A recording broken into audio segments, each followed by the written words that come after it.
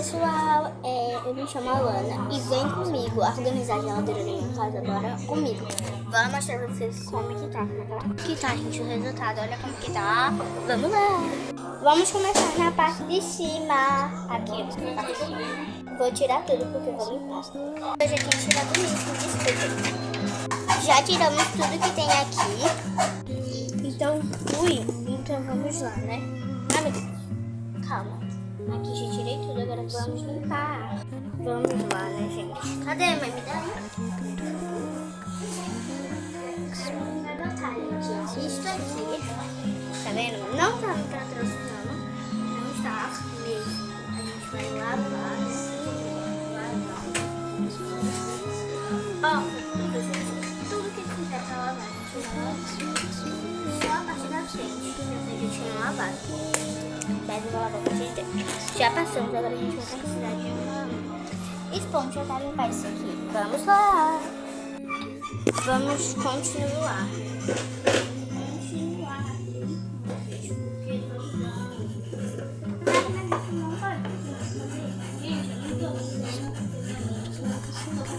Eu pedi, né? Eu peço tudo pra fazer tudo que ele faz.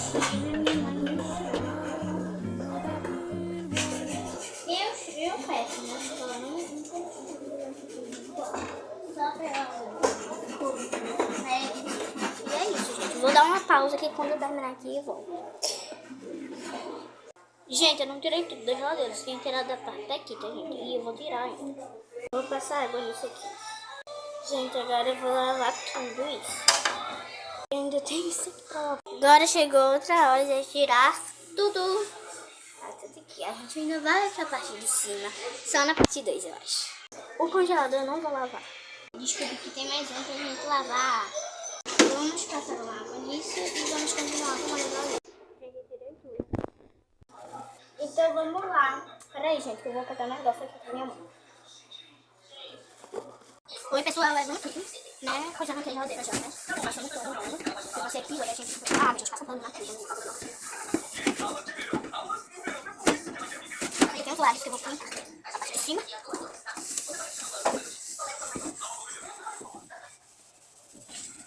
E vou pintar aqui. Terminamos, agora a gente vai botar o negocinho aqui, vamos botar aqui. Vamos lá. Ah, já vamos assim. Agora vamos passar da parte. Vou colocar aqui, senão vai ficar bom. Agora vamos botar isso aqui. Agora eu vou baixar os ovos. Minha mãe vai me dando e eu vou botando. Agora a gente vai pegar a chuva pra organizar.